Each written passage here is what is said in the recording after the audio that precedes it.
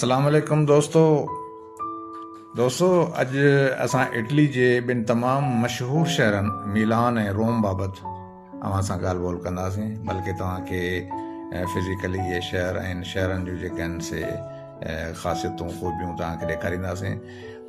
हींअर असां मिलान जेका आहे शहर मां रोम जे तरफ़ जेको आहे सो रवाना थियण वारा आहियूं ऐं हींअर असां पंहिंजे ट्राम जे स्टॉप ते पहुता आहियूं। ही पंहिंजो मिलान में हलंदड़ जेके आहिनि से ट्राम्स आहिनि जेके तक़रीबन तव्हां ॾिसंदव त पूरे यूरोप में जेको आहिनि सो हिननि जो हिकिड़ो ॼार विछायल आहे ऐं उन मुताबिक़ जेको आहे ही ट्राम्स हिते हलंदियूं आहिनि ऐं सवारी जो हिकिड़ो मुस्तनद ज़रियो जेको आहे सो हिते सम्झो वेंदो आहे ऐं आसान ज़रियो सम्झो वेंदो आहे। ऐं जेकॾहिं तव्हां चओ त हिते असां प्राइवेट टैक्सी वग़ैरह कयूं त उहा तव्हांखे इंतिहाई महांगी ऐं कॉस्टली पवंदी, पर उनजे भेट में ही ट्राम सिस्टम आहे। ही तव्हां ॾिसो शहर जा जेके आहिनि से मुख़्तलिफ़ फ़ज़ाई मंज़र आहिनि जेके तव्हां ॾिसी वठो त शहर केतिरो अज़ीम आहे। मिलान जी सभ खां मशहूरु इमारत डिमोडी ही तव्हांजे साम्हूं जेको आहे सो नज़र अचे पई। ही हिकिड़ी वॾी चर्च आहे ऐं इन चर्च जे जेका जड़ावत आहे या जेके अॾावत आहे उहा सफ़ेद संगमरमर सां ठहियलु आहे। हिन चर्च जी तामीर मुकमिल थियण में केतिरा ई साल लॻा। हीअ इमारत पंहिंजी वॾी साइज़, ख़ूबसूरत डिज़ाइन ऐं छत तां नज़र ईंदड़ शहर जे मंज़र जे करे मशहूरु आहे।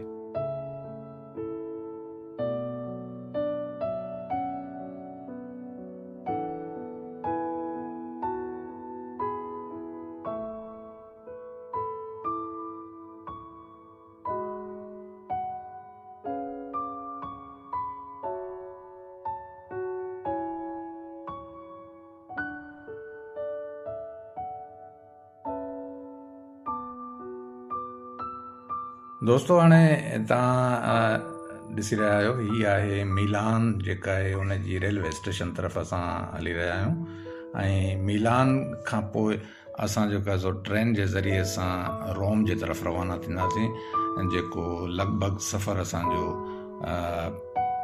600 किलोमीटर जे दरमियान हूंदो ऐं उहो असां ट्रेन जे ज़रिए सां तय कंदासीं ऐं तव्हांखे ॾेखारींदासीं त रोम जेको आहे जंहिंखे तारीख़ी हैसियत बि हासिलु आहे। रोम तारीख़ी हवाले सां दुनिया में मशहूरु आहे ऐं हिन जी तारीख़ हज़ारे सालनि ते मुहित आहे। त असां जेॾीमहिल रोम पहुचंदासीं त तव्हांखे असां रोम जो जेको आहे सैर कराईंदासीं। त हींअर असां रेलवे स्टेशन मिलान में अंदरि जेको आहे सो दाख़िल थियण वारा आहियूं ऐं अंदरियों मंज़र जेको आहे तव्हांखे मां ॾेखारियां त हीअ इमारत जेका आहे रेलवे स्टेशन जी मिलान जी इहा ख़ुदि जेको आहे तारीख़ी हैसियत रखे थी पई ऐं कई 100 सालनि खां हीअ क़दामत पंहिंजी रखे थी पई। ऐं अंदरि हिते तव्हां ॾिसंदो त हिन जा जेके एॾी बुलंद ऐं बाला इमारत आहे ऐं अंदरि एॾी ख़ूबसूरत सुहिणी इमारत आहे जो ईअं सम्झो त सच पुछो त मूंखां त ॼण पाण ई विसरी वियो हो त जेको आहे मां किथे बीठो आहियां। सिर्फ़ु बिल्डिंग जे हुस्न में ऐं बिल्डिंग जी ख़ूबसूरतीअ में एतिरो जेको आहे सो मां महू थी वियुमि।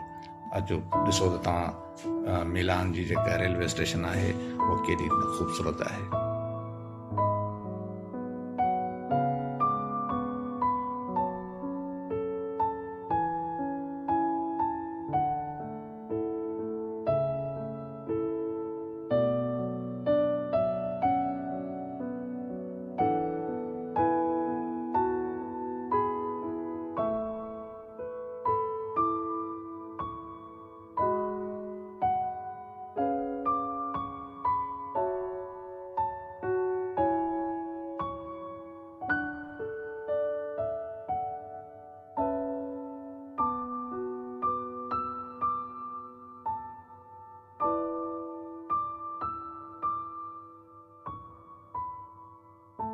दोस्तो तव्हां ॾिसो त हिते केॾी जेका आहे ख़ूबसूरत बिल्डिंग आहे, केॾा माण्हुनि जी जेका आहे रेल पेल आहे। माण्हू हाणे हीअ ॾिसो न त हितां खां हेठि जेको आहे तव्हांखे मंज़र नज़र ईंदो हूंदो। हीअ मुख़्तलिफ़ तबक़नि ते ठहियलु आहे या ईअं मां चवांसि त मुख़्तलिफ़ जेको आहे सो हिन जा हिसा आहिनि इमारत जा, जंहिंमें फर्स्ट फ्लोर आहे, ग्राउंड फ्लोर खां वठी फर्स्ट ताईं, सेकेंड, थर्ड ताईं बि हिन जी जेका इमारत जी ठहियलु आहे ऐं तव्हांखे ईअं फील थींदो त तव्हां शायदि जेको आहे बिल्डिंग जे अंदरि था वञो पिया ऐं हेठि लहंदा था वञो त उहा हेठि त वरी ट्रेन तव्हांजे मथे मथे जेको आहे नज़र ईंदी पई। जॾहिं तव्हां मथे फ्लोर ते ईंदो ऐं उन खां पोइ वरी सेकेंड फ्लोर ते चढ़ंदो त तव्हांखे रेलवे स्टेशन जो ॿाहिरियों मंज़रु नज़र ईंदो। बहरहाल हिते तव्हांखे हर शइ जेका आहे सा वाज़ क्लियर जेको आहे नज़र ईंदी ऐं हिते तव्हां ॾिसो त कंहिंखे बि कंहिंसां को बि जेको आहे को फ़र्क़ु कोन थो पए। तव्हां पंहिंजी मर्ज़ी सां जेको आहे सो घुमो फिरो, पंहिंजी मर्ज़ी सां जेको आहे सो हिनखे विज़िट कयो ऐं तव्हां ॾिसो त हीअ जेका आहे सा कीअं।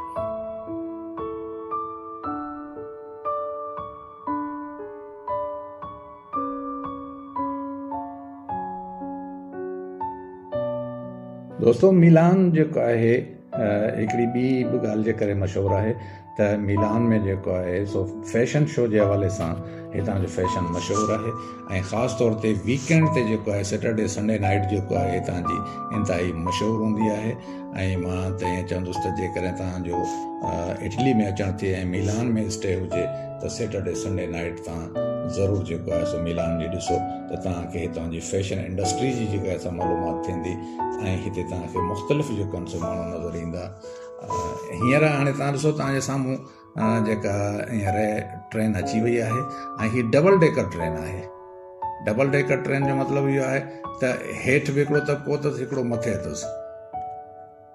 इहा ट्रेन जेका आहे निकिरंदी ऐं उहा हिनखे एक्सप्रेस ट्रेन चइबो आहे ऐं हीअ एक्सप्रेस ट्रेन जस्ट जेको आहे बुलेट ट्रेन जो जेको आहे शेप आहे ऐं हिनखे बुलेट ट्रेन त कोन थो चई सघिजे पर हीअ एक्सप्रेस ट्रेन करे सॾी वेंदी आहे जेका हींअर निकिरंदी ऐं इहा रोम जे लाइ रवानी थींदी। हीअ तव्हां ॾिसो न रेलवे स्टेशन जो ॼार ईअं लॻंदो जहिड़ो ॼार विछायो पियो आहे। असां मिलान खां रोम वञी रहिया आहियूं। मिलान ऐं रोम जे विच ते तक़रीबन 610 किलोमीटर जो फ़ासिलो थिए थो ऐं इहो फ़ासिलो असां हिन बुलेट ट्रेन जे ज़रिए सां शानदार 3 कलाकनि जे अंदरि तय कंदासीं। हिन में इहा एक्सप्रेस ट्रेन आहे, हिनखे रस्ते में हिकिड़ो स्टॉप आहे ऐं तव्हां ॾिठो त हीअ ट्रेन जेका आहे सा लॻभॻि 300 जी स्पीड सां हले थी, 300 किलोमीटर पर आवर ऐं इन रफ़्तार सां हिनखे रस्ते में जेके बि स्टेशन्स पवंदा या रुकावटूं ईंदियूं उते ज़रूरु स्लो थींदी। बाक़ी उहा स्लो थियण वारो ही कवर कंदो जेको हिनखे टाइम लॻंदो 3 कलाक तक़रीबन 3 कलाक ऐं 5-10 मिंट जा टोटल टाइम आहे ऐं 3 लॻी 10 मिंटनि ते असां तक़रीबन रोम शहर में पहुची वेंदासीं। हितां मिलान मां हीअ निकिती आहे 11:58 ते ऐं राइट टाइम निकिती आहे। त हीअ आहिनि दोस्तो यूरोप जूं ट्रेनूं ऐं असां अक्सर ॿुधंदा आहियूं या ॾिसंदा आहियूं त जेके आहिनि से असांजे मुल्कनि जूं ट्रेनूं जेके आहिनि उहे जेकॾहिं 100 खां मथे वेंदियूं आहिनि त पोइ अला ख़ैर करे या ट्रेन कान हूंदी या पटड़ी कान हूंदी या माण्हू मर हूंदा। पर हिते तव्हांखे ॾिसी ख़ुशी थियणु खपे त ॾिसो त ही माण्हू त आहिनि जेके एतिरी तरक़ी करे आया आहिनि ऐं अॻिते वधी विया आहिनि त पोइ असांजे मुल्क में जेकॾहिं इहे ठग हुकुमरान न हुजनि त शायदि जेको आहे असां तरक़ी करे सघूं या का वॾी ॻाल्हि कान्हे। दोस्तो ॾिसो तव्हां मंज़रु ॾिसो, गाॾी जी स्पीड ॾिसो केॾी स्पीड सां ऐं केॾो सफ़ाई सां साफ़ सुथरी ट्रेन आहे। तव्हां ॾिसो त असांखे उहो हिकु हिकु शइ ॿुधाईंदा था त टाइम केतिरो थियो आहे, केतिरी स्पीड सां हलूं था पिया, कहिड़ी स्टेशन ईंदी ऐं जेको आहे असांखे पूरी तफ़सील ॾियनि था। इवन तव्हांखे मां इहो ॿुधायां त हिन ते मैसेजिस हलाइनि था पिया वॉइस मैसेज में त उहे फ्रेंच में आहिनि पर इटालियन आहे या फ्रेंच आहे ख़बर न आहे असांजी ॿोली एग्ज़ैक्टली कहिड़ी थी पई हले पर अंग्रेजी घटि सम्झंदा आहिनि पोइ केॾी महिल केॾो अंग्रेजी में ॿुधाइनि था त ही पूरो जेको आहे सो ॿुधाए चवनि था त जेकॾहिं तव्हांखे गाॾी या स्टाफ जे ख़िलाफ़ या का कंप्लेन हुजे त हिन वेबसाइट ते तव्हां दर्ज करायो। सो मुंहिंजे ख़्याल में त हिन खां वधीक को बि नथो थी सघे त पंहिंजे ख़िलाफ़ ई कंप्लेन करायो। इहे सुधरियल मुल्क इटली जे गलियुनि में चौराहनि ते हर जॻह ते कई कहाणियूं विखिरियल आहिनि ऐं जेॾां तव्हां निगाह कंदव तव्हांखे हर दीवार ते उन्हनि कहाणियुनि जो अक्स नज़र ईंदो। हीउ सिर्फ़ु हिकु मैदान न आहे जंहिंखे असां हाणोके तारीख़ में या हिन जी सुञाणप कोलिजियम जे नाले सां कई थी वञे। हिते पुराणे वक़्त में रोमन शहंशाह जे दौर में फ़ैसिला कया वेंदा हुआ, मुक़ाबला कराया वेंदा हुआ, इन हद ताईं जो जेसीं ताईं ज़िंदगी ख़तमु नथी थी वञे उन में पहलवाननि खे विड़ायो वेंदो हो त पहलवाननि जो जानवरनि सां बि मुक़ाबलो करायो वेंदो हो ऐं आख़िरकार जानवर ख़तमु थिए या पहलवान ख़तमु थिए। ही उन दौर जी हिकिड़ी निशानी आहे। हिते मुक़ाबला कराया वेंदा हुआ इल्म ऐं हुनर जा, फ़नून ऐं लतीफ़ा जा ऐं मुख़्तलिफ़ शहंशाहियत जे खे ज़िंदा रखण जे लाइ जेके बि कम हुआ उन्हनि जे विच ते तारीख़ी तौर ते मुक़ाबला थींदा हुआ। 7वीं ईसवी सदी जंहिंखे कबल मसीह बि चऊं था, हिन कोलिजियम जो बुनियादु पियो हो। ही रोमन एम्पायर जी निशानी तौर जेको सुञातो वेंदो आहे। 18वीं सदीअ में हिन जी तामीर न थी पर सा बि घणो वक़्तु न हली सघी। अंदाज़ो लॻायो त हिन पूरे पिंडाल में 50,000 खां 80,000 माण्हुनि जे वेहण जी गुंजाइश हुई। हीउ सिर्फ़ु एंटरटेनमेंट जे लाइ न हो पर हुकूमती उमूर हलाइण जे लाइ बि मैदान मुक़ररु हो। हाणे हलूं था थोरो अॻिते। रोमन एम्पायर जे दौर में जेके फ़ैसिला कया वेंदा हुआ उन्हनि में सियासत, मज़हब ऐं तिजारत अहम पहलू हूंदा हुआ। वक़्तु बदिलियो ऐं रोमन एम्पायर तब्दील थी। हाणे असां पहुतासीं मिडिल एज में, रोमन मिडिल एज। ऐं हिते उभरी अचनि थियूं कुझु शयूं जिन में रोमन फोरम, विटोरियानो, कैस्ट्रियो, प्रीटोरियो, टर्मिनी वगैरह।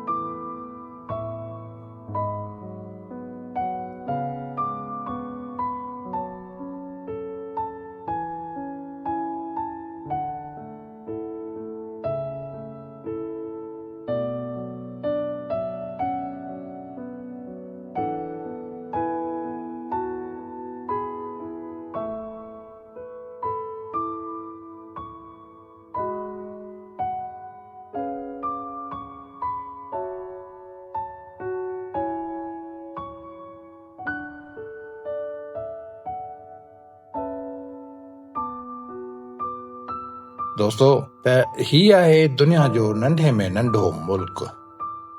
तव्हांखे हैरत ज़रूरु थींदी हूंदी त हीउ नंढो मुल्क कीअं आहे। तव्हांखे मां इहो ॿुधायां त हीउ मुल्क इन करे दुनिया जो नंढे में नंढो मुल्क आहे जो सिर्फ़ु 44 एकड़नि ते ॿधल हीउ मुल्क आहे, जंहिंखे वेटिकन सिटी चवंदा आहिनि। वेटिकन सिटी ईसाइनि जे मज़हबी जेको आहे सो जाइ आहे, जिते हिननि जी पोप जी जेका आहे सिलेक्शन थींदी आहे। पोप जो जॾहिं टर्न ईंदो आहे त हिते सभई जेके मज़हबी वॾा जेके आहिनि से गॾु थींदा आहिनि ऐं उनखां पोइ कंहिं हिकु मख़सूस माण्हूअ खे पंहिंजो वोट पंहिंजे किरदारु ऐं पंहिंजे मज़हब जे मुताबिक़ जेको आहे ॾेई करे ऐं पंहिंजो सरबराह चूंडींदा आहिनि। ही वेटिकन सिटी बिल्कुलु मुतसिल आहे रोम सां गॾु ऐं तव्हांखे लॻंदो ईअं त ही रोम आहे, जॾहिं त हिन जी हिकिड़ी पंहिंजी जुदा हैसियत आहे ऐं हिन खे हिकिड़ी मुल्क वारी हैसियत आहे ऐं हीअ स्टेट बि आहे ऐं हिन जो टोटली निज़ाम जेको आहे ही पंहिंजे मज़हबी तौर ते जेको आहे सो हलायो वेंदो आहे। हिन जी जेका आबादी आहे उहा टोटल ईसाई मज़हब ते आहे ऐं उन्हनि जे जेको आहे पैरोकारनि जे लाइ ही आहे।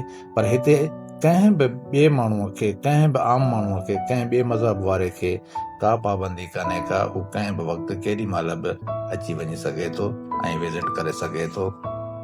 ऐं तव्हांखे इहो ॿुधायां त हीअ दुनिया जो वॾे में वॾो चर्च बि आहे, जंहिंजो नालो आहे सेंट पीटर बेसिलिका।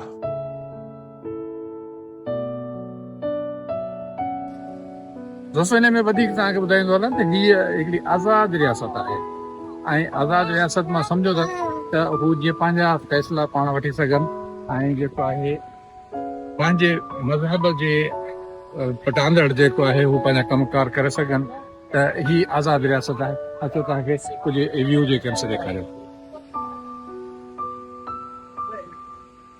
दोस्तो, अञा तव्हांखे असां इहा मां ॻाल्हि ॿुधाईंदो हलां त हीअ सिर्फ़ु अहिड़ी जाइ आहे जिथे हर आम माण्हू खे जेको आहे इजाज़त मिले थी ऐं हिते अची वञी सघे थो।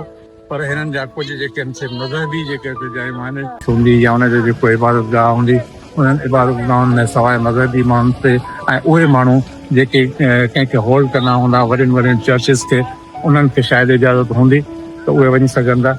असांखे एक्सेस सिर्फ़ु एसी ताईं आहे जेको तव्हांखे असां ॾेखारे सघूं। त हीअ ॾिसो त हीअ जेको आहे हेॾी शानदार बिल्डिंग्स आहिनि, शानदार इमारतूं आहिनि ऐं हिननि मां हिननि जी क़दामत जेका आहे सो ज़ाहिर थिए थी त केतिरियूं क़दीम आहिनि ऐं हिननि जा हाइट्स ॾिसो त केतिरा पिलर्स ऊचा आहिनि। ऐं हीअ जेको तव्हांखे यादि हूंदो त तव्हां हिस्ट्री में पढ़ियो हूंदो त रोमन एम्पायर जेके आहिनि उहे केतिरो जेको आहे सो मशहूरु हुआ ऐं हुननि छा छा कयो ऐं हुननि जी सल्तनत जेको आहे सो छा ते जेको आहे सो क़ाइमु हूंदी हुई। ऐं तव्हां ॾिसो हीअ उन जा औजाण आहिनि, उहे निशानियूं आहिनि त हू केॾा पावरफुल माण्हू हुया।